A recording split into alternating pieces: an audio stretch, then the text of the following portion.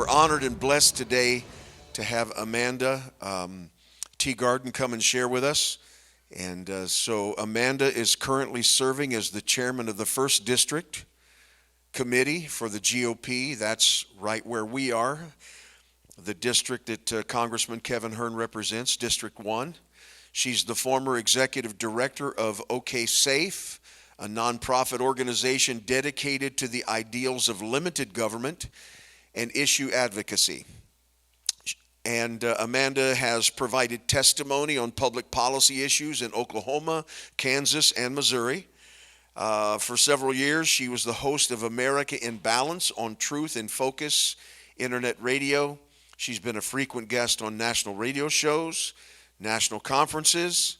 The Freedom 21 Conference was a frequent guest lecturer for adult classes at the Oklahoma Wesleyan University.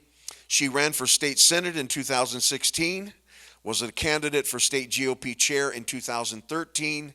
She is currently serving her 2nd term as the 1st District Chair and is a precinct vice chair as well. Amanda has 2 children and 3 wonderful grandsons, and she's been traveling, actually sharing the teaching that she's going to be doing today for us at various places across the state, and so it's an honor for us to host her today, and she's one of our very own. Put your hands together for Amanda Teegarden.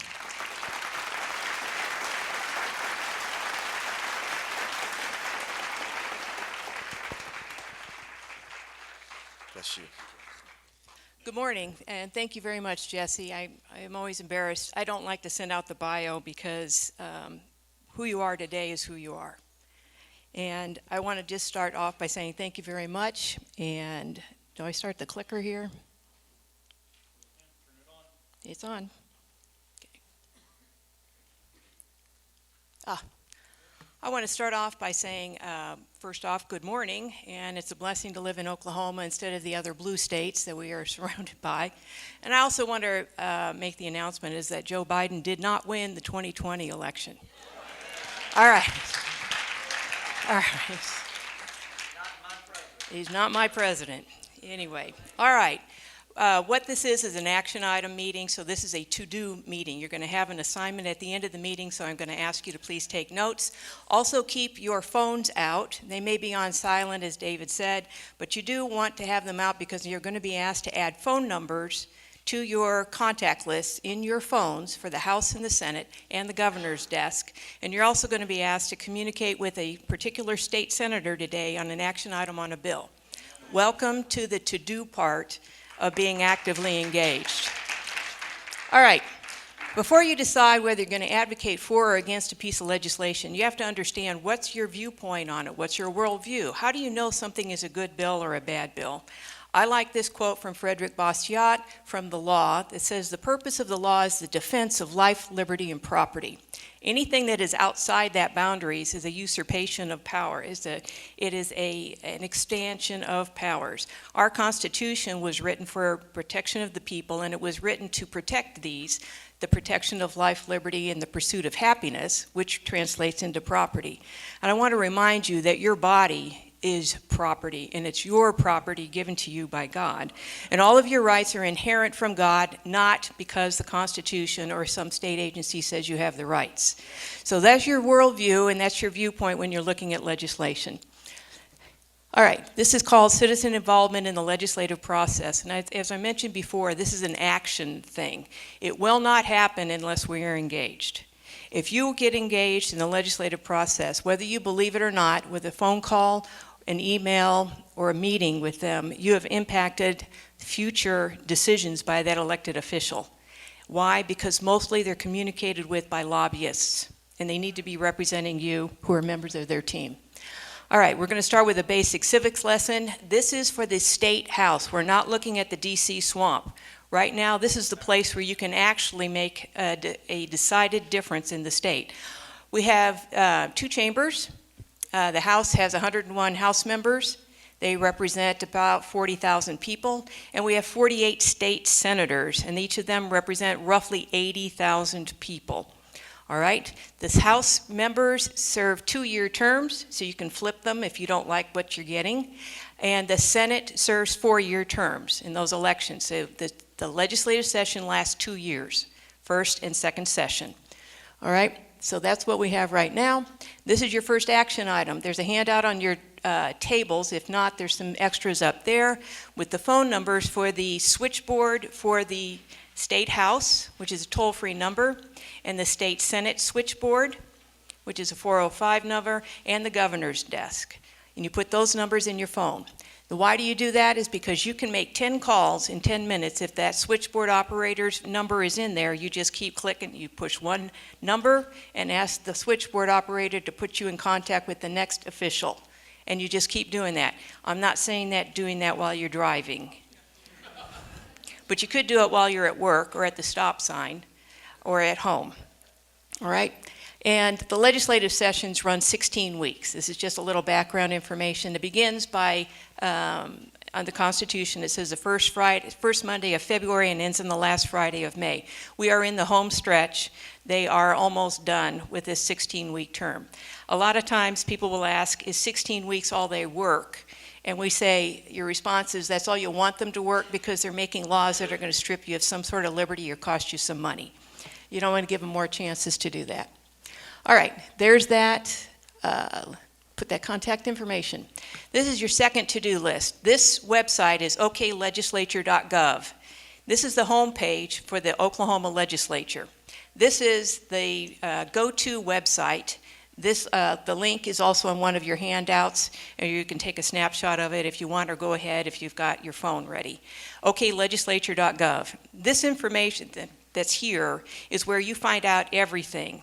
The House members, the Senate members, the legislators' names, their phone numbers, and their office numbers.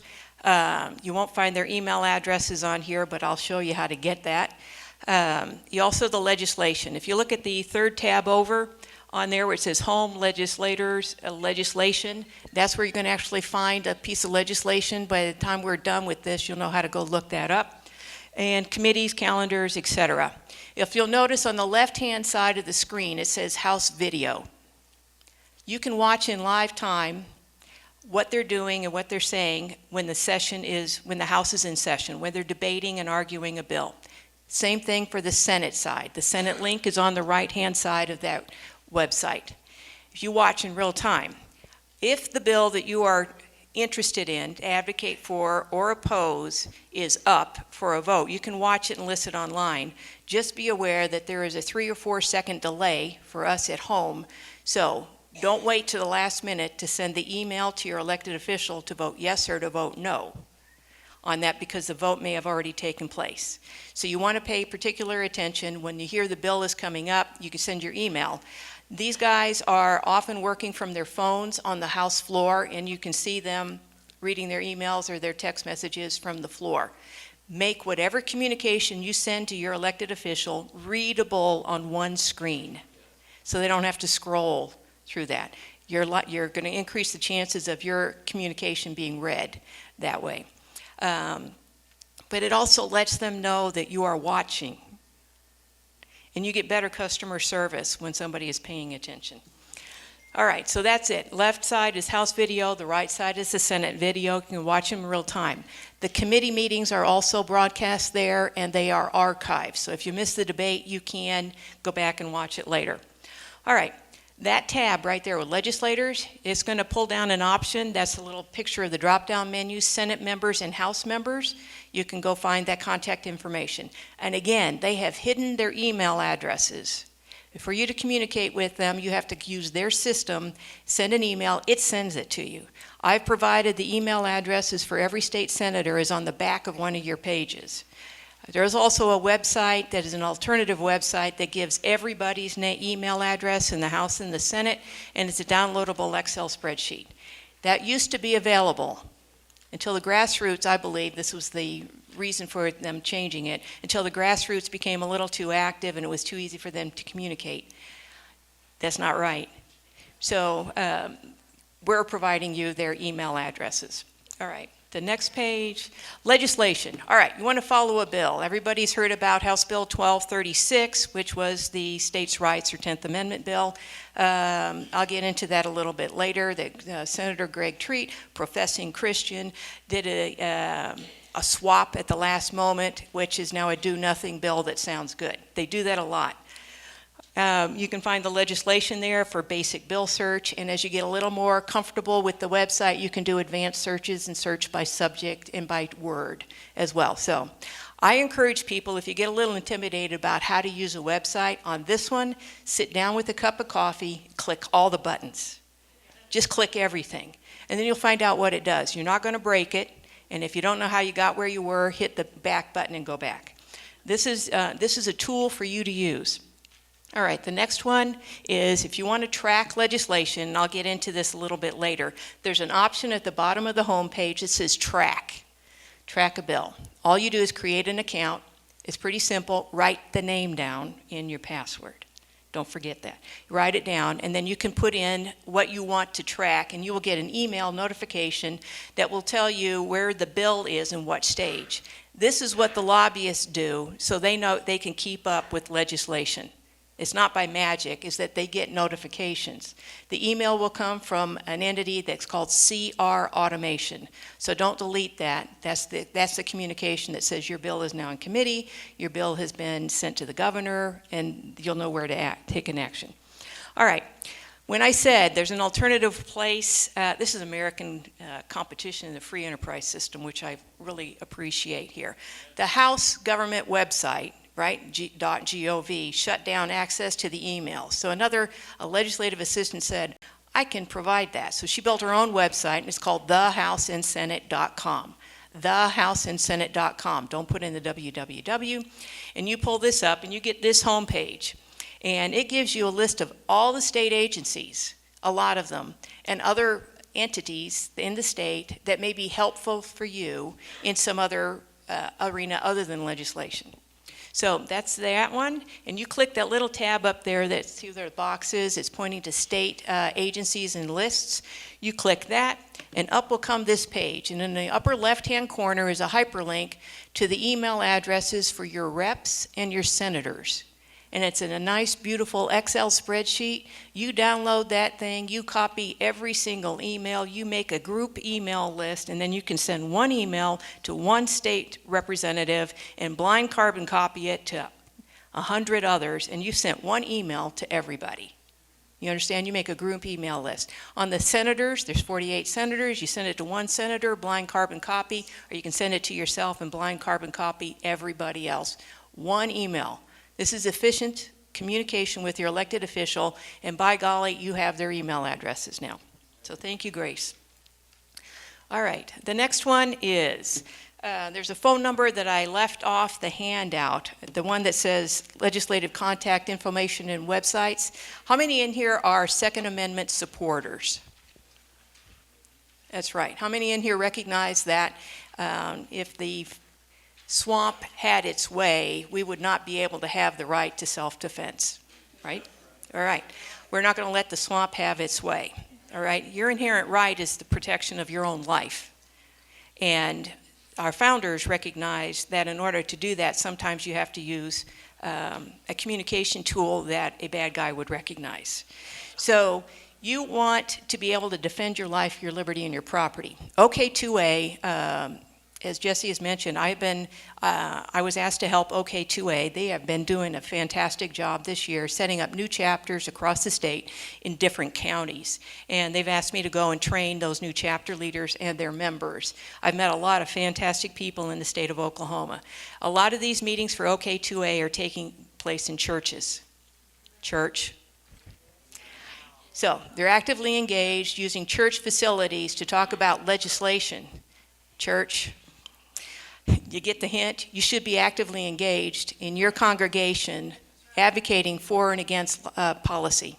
That's the role of God-fearing people. That's what we're supposed to be doing. All right, so I've been training them. If you want to get a text alert from them, you're going to put in the phone number that's on the screen. And it's 405-645-9009.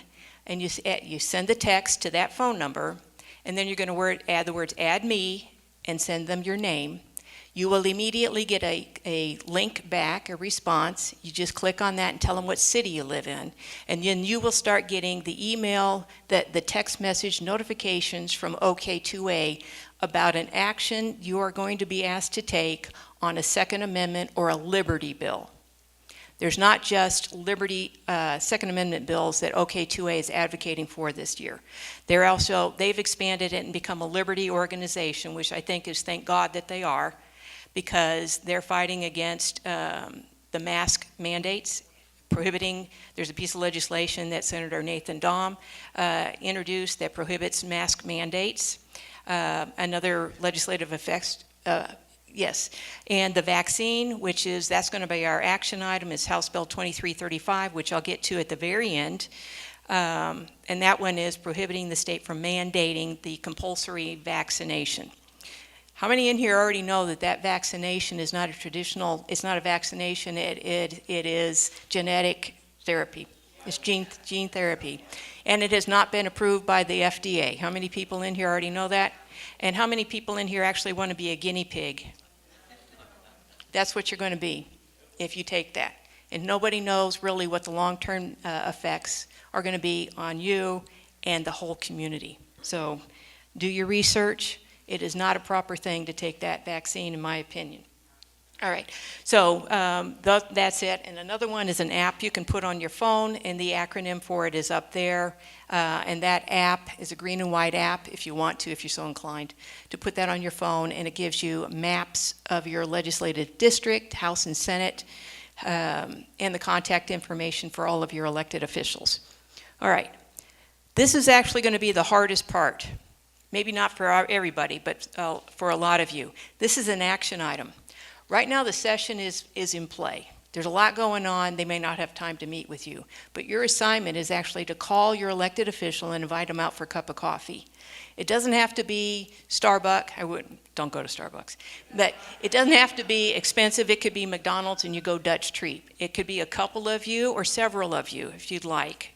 It is not a gang up session. You're not there to intimidate him necessarily, but you are there to let them know that you are actively engaged, introduce yourself, what your concerns are, and what you hope that they get a little feel for what they believe and how they're going to be making decisions while they're in the Capitol. You're going to do that, and if you haven't ever been engaged before and that person's been there a while, you're going to apologize to them that I am so sorry that I have neglected you for so long. But those days are over. And you are now an actively engaged constituent. You represent, each one of you, represent 200 votes back home in that district. 200, all right? Who they hear from normally are lobbyists. You're now a lobbyist. If you have ever made a phone call, who in here has ever made a phone call on a bill? Congratulations, you're a lobbyist. You're a citizen lobbyist. And we are the ones, and your neighbors are the ones that they were elected to represent. That's their team. And they need to hear from you. Now remember, your email, your phone call represents 200 votes. So it's powerful and it makes a difference. So you need to invite them out for coffee. The session ends on the last Friday of May. They're going to have plenty of time. They'll be back in the district. That time is called the interim period. They're still an elected official. A lot of them have jobs at home, and they're maybe engaged with that. But they need to they will be meeting with the constituents. You can have it as a small group. You can make an arrangement for them to talk to your organization, or just you as an individual. All of it is effective. How many in here are going to do that? I contacted mine. I moved into a Democrat House district recently, and I communicated with my elected official, who is a Democrat. She's been around for a while, and this is back in March, and her assistant emailed back, said she'd love to meet with you by phone or conference call. I said, I want to meet in person. Well, until this is all over, we're not meeting in person. So that already told me where she stands. So believing a lie and acting it out. All right. We will still meet. All right, so here's your summary. Is you're going to identify your elected official, put that contact information into your phone, make your OK Legislature Dot Gov your homepage, and if you don't know how to do that, do a search on DuckDuckGo. Not Google. We don't use Google. Everybody understand? Google's the bad guys. All right, and call and meet for coffee. All right, in that legislature, we have leadership positions. And this is who stopped House Bill 1236 yesterday, is this man right here. This is the Senate Pro Tem. He is the leader. He was elected by the caucus members. His name is Senator Greg Treat. I think he's term limited out, but he does appear to have future political aspirations, and he's accountable to, he is anticipating something in the future, I do believe, and he didn't want to be associated with House Bill 1236. This one guy held up that bill that would have allowed the state of Oklahoma to actually push back against federal overreach by executive orders or unconstitutional laws.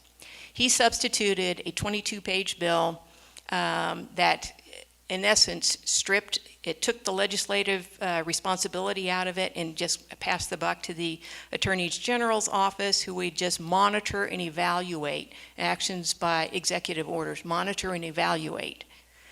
That's like saying, pop some popcorn, watch what happens, and don't do anything.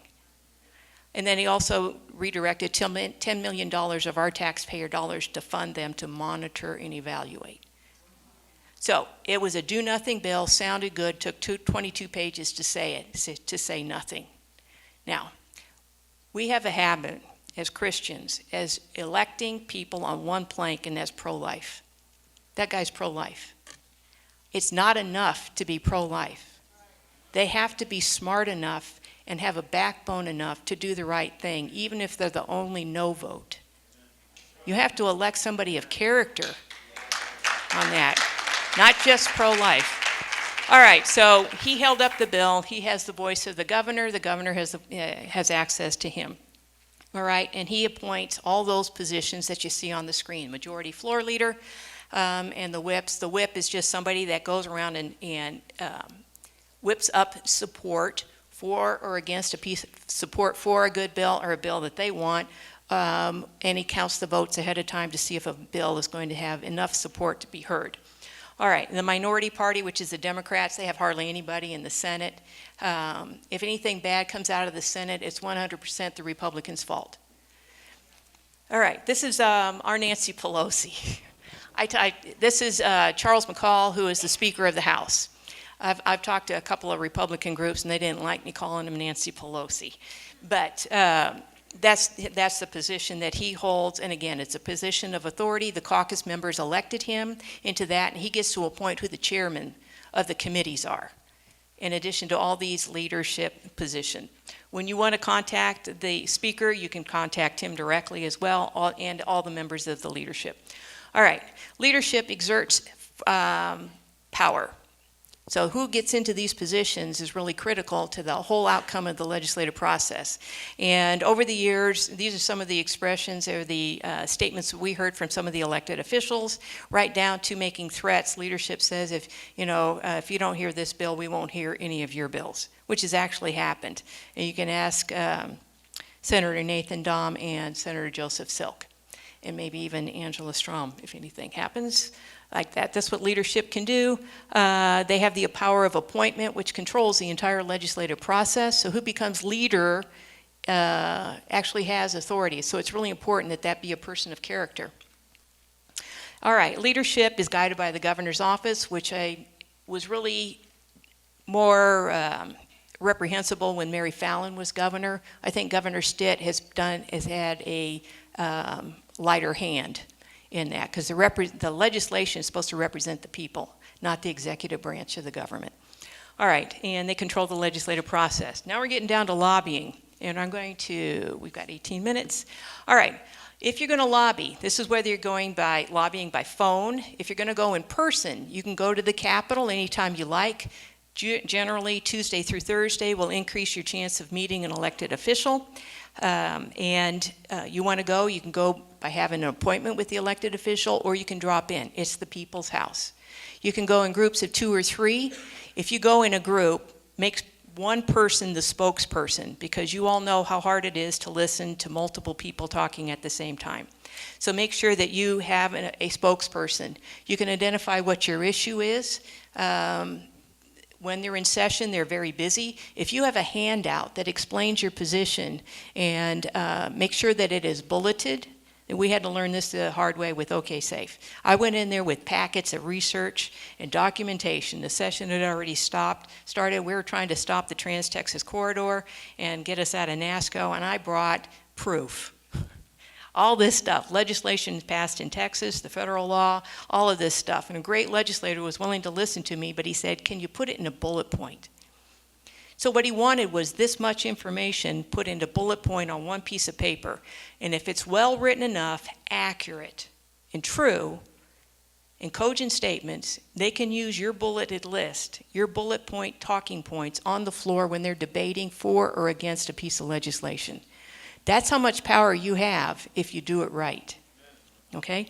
They use talking points from the lobbyists. They'll come in. Those people are not all Albert Einstein that got elected. They're regular people. Some are smarter than others. I'll just leave it at that. Okay, be polite and calm. You can do the cussing out in the parking lot. They've upgraded and remodeled the Capitol, so there are a lot more speakers and listening and cameras there. So behave yourself while you're there because you're probably being watched or heard, especially in the committee meeting rooms. You can call a legislator out of the House floor if they're in session and they're voting in the House or the Senate. There's a desk out front. You put in your request to speak to an elected official. A page goes in, brings them out, and you can communicate directly with the elected official while session's going on. And you call them out. And if you go there, you'll see that that is actually happening. So you can communicate and advocate during the session while they're on the floor. So just be aware that you have a lot of power and authority and access if you will exercise it. And then explain why you're there, of course, and what your issues are. And make sure you thank the legislative assistant or the executive assistant. That is the person who will help you the most. Take your phone calls, and if you send them a thank you card, hardly anybody says thank you. But if you send them a thank you card, you have made a memory with them. And it's the right thing to do. They are not the elected official, so you want to remain polite to them. And they'll take your message, and they'll help you get in touch with other folks. And I think Nathan Dahm has probably one of the best executive assistants up there named Sharon Brown, who's what, who? Yeah, you can send them a birthday card. Okay, write to your legislators. If you send an email, again, like I said, good grief, be brief. Make it a simple paragraph. Please, I object to or I support, please vote for this. If you have a page number and the verbiage that you're objecting to, all the better. Include that in your email and just say, this is the problematic language. It's on page 4. You have just helped them find the specific language that's the problem. You've given them a tool that they can actually use. They have a stack of bills like this. They don't know the bill numbers. It may have a name, all right? So House Bill 2335 is going to be vaccine choice. Let's call it that. The HB 1236 was 10th Amendment, or States' Rights Bill. If you give it a name and the number, it helps click with them because, again, they've got a stack of bills that they're looking at. You put yourself in their shoes and understand, can you help me find it? And you've just increased your chances that they'll listen. All right, I object to, include an excerpt. Use your own words. Don't use those mass emails. How many people get those emails? You click here, Oklahoma's for Life is notorious for this. You just add your name, we'll send the email address so it's a bulk email, right? Use your own words, send your own message. And national groups do that, are notorious for that. And if you write letters to the editor, you can write to the Tulsa World, or you can make comments online. People will read the comments. If you're not from Tulsa, if you have a local newspaper and you can read it online, add something cogent and intelligent and properly worded in some of those comments. People read those. You can be persuasive with your comments online. You're not a troll. You're a real, live, cogent human who has a position that can be persuasive if you'll use it. All right, so this is a review. Is you're going to call and visit your elected officials, right? We're going to do that, right? Right. I got to visit Dave Rader. He's such a fan of mine. Okay, lobby in person, by phone, or by email. Write letters to the editor and put the capital contact information into your phone. Okay, legislation. All right, now we're in the advanced class. I do this as a 3-hour training session, sometimes on Saturdays. So if we're going 3 hours, right? No. This is the abbreviated version. So if it's too much information, don't worry about it. If you just do that very first part, is send that email and make that phone call, you are way ahead of most people. So thank you. If that's what you can do, thank you, Lord. Okay? Don't get discouraged that you can't do all of this right now. Eventually you will. All right, legislation. People conflate or confuse federal legislation and state legislation. Our focus is state legislation. We have more opportunity and actual success in impacting it. If it starts in the House, it starts with HB. That's a House bill. If it starts in the Senate, it's an SB. That each House member and senator gets to introduce a certain number of bills every legislative session. When we started this session, there's a deadline for them to file, but when we started this session, there were over 2,000 bills that had to be considered, because they each get to introduce a certain number of bills. The House members are capped at 8 bills plus appropriations, and then the Senate can do an unlimited number. So it gets to be a lot of legislation. And again, that's why you have to be real clear in communicating with them what bill you're talking about. And so House joint resolutions, a joint resolution, a bill will have full force and effective law. That's the real deal. That will become a law if passed. A joint resolution, whether it's House joint resolution or Senate joint resolution, is typically a ballot question that could have full force and effective law if the ballot question passes. And that's often used to amend the state's constitution. So those are significant. Look at the joint resolutions. We have several this time. So there's a lot of attempts to change our state constitution, which is horrible. House concurrent resolution is just for in-house housekeeping. It just involves the 2 legislative bodies, the House and the Senate. We're not really concerned with that one. And a simple resolution is an HR or an SR. A resolution could be the Oklahoma House of Representatives resolves that Brahms vanilla ice cream is the best vanilla ice cream in the state. Okay, that's a statement. All right, it's a simple statement, does nothing, makes people feel good. That's it.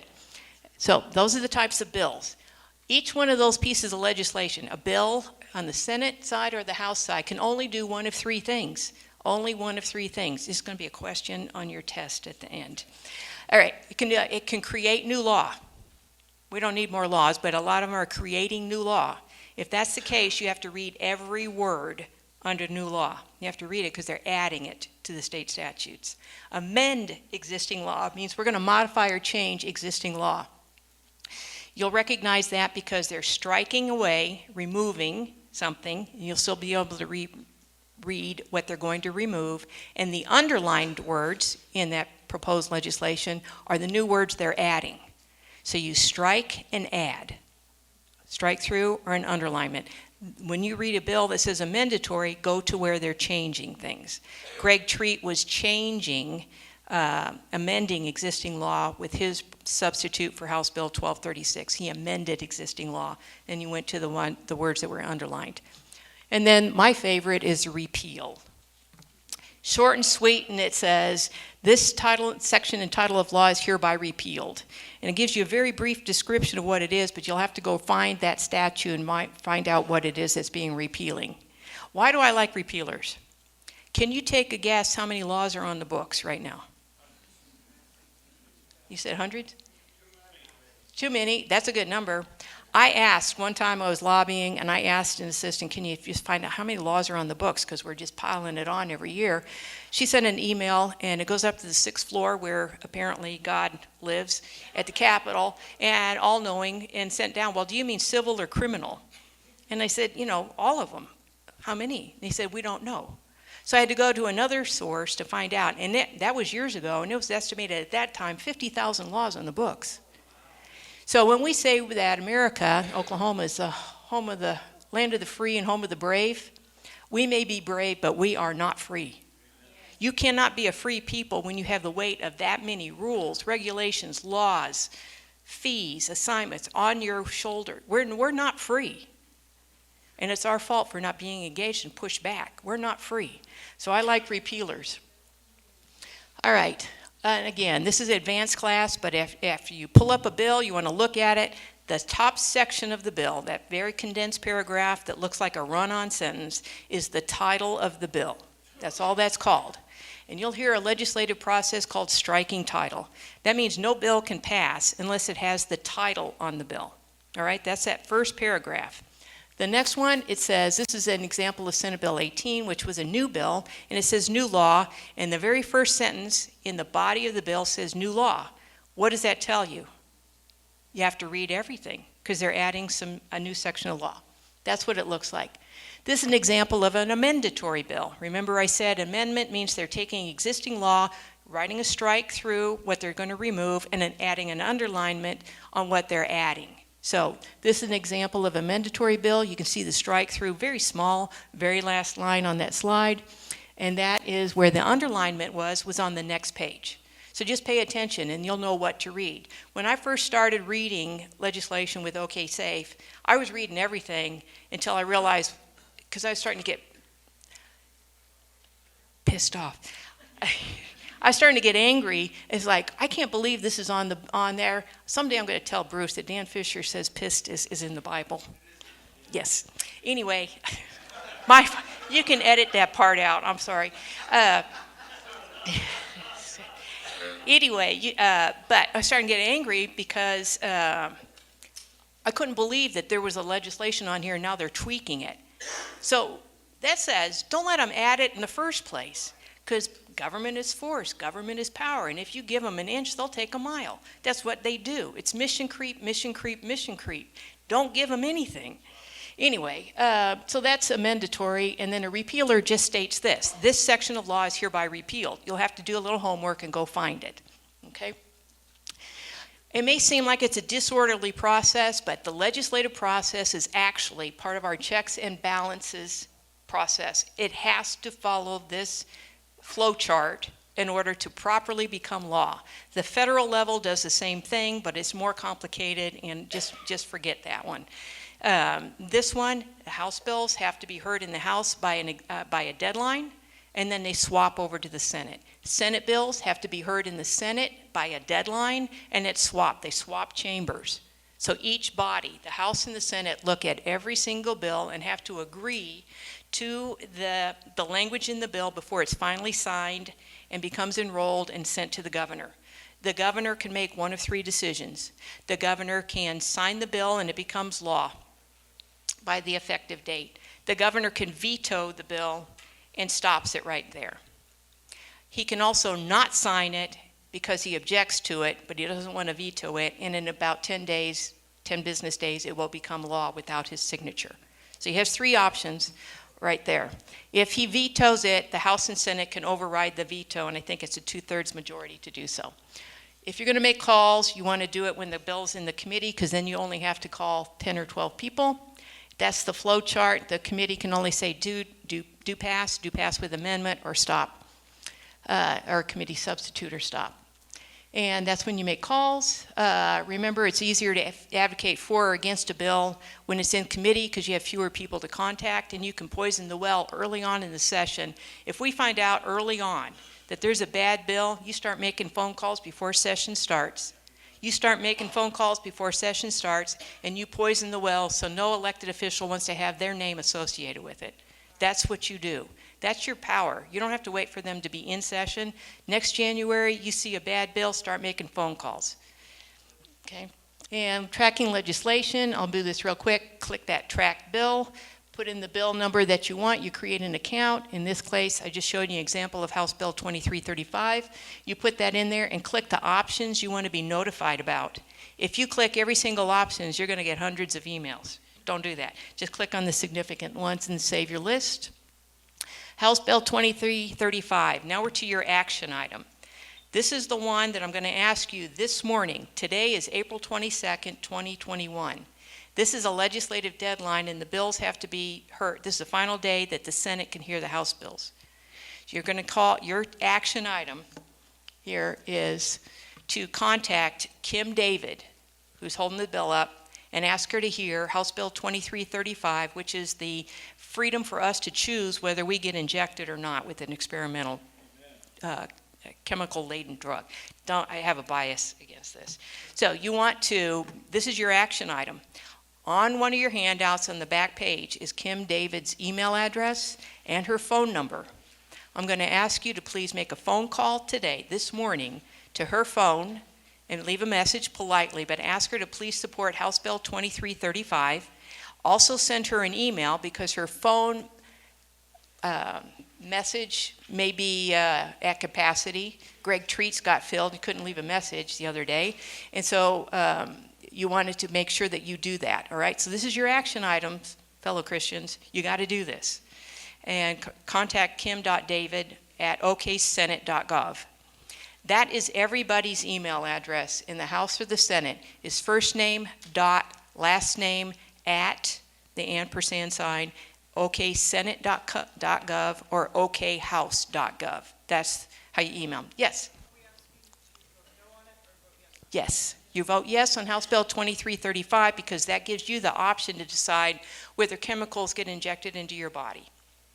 And it maintains the exemption, I believe, the religious exemption, because there are exemptions for parents who don't want their kids to follow the vaccine schedule, which is criminal in my opinion right now anyway. You need to do a lot of research, folks, on these vaccines and what has happened to the vaccine schedule over the years. It's not like when we were a kid.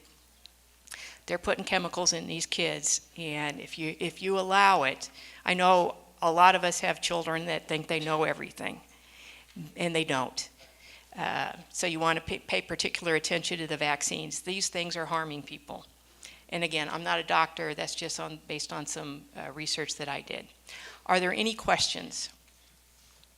What did you say stated, Kim David? Yes, Vote yes on House Bill 2335. That's your action item. There's the House Bill 2335. You want to ask her to please and be polite. If you are a constituent of Kim David, and she's got the Wagner area, if you are her constituent, make sure that you write down constituent so that she knows you're affecting 200 votes. And, all right, I can leave that up, House Bill 2335. All right, are there any questions real quick? I've got 38 seconds. Yes, sir.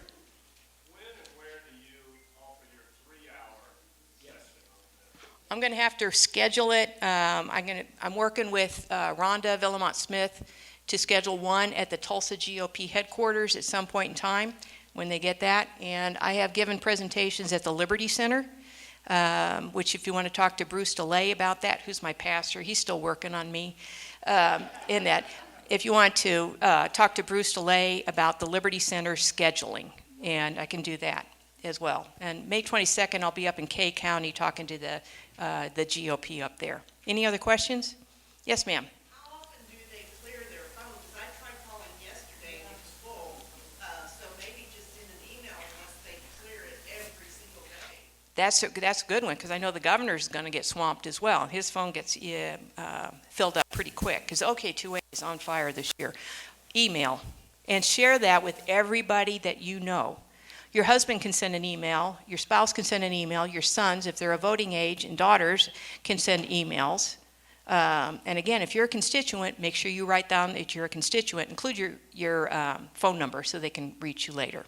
I am out of time, and I want to thank, oh, yes, sir. Can you clarify again that gentleman with his 22-page bill? Senator Greg Treat.